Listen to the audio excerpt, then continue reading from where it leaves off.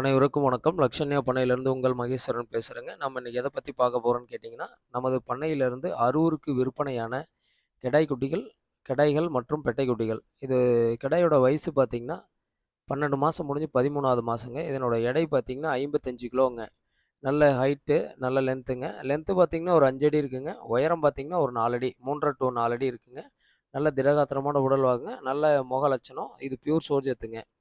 அதே மாரி pure Sojat female ஒண்ணு கேட்டிருந்தாங்க. அந்த சோஜத் ஃபீமேலு அ இதோட வயசு பார்த்தீங்கன்னா, அந்த ஃபீமேலோட வயசு 8 மாசம் முடிஞ்சு 9வது மாசங்க. 35 கிலோ வெயிட்டுங்க.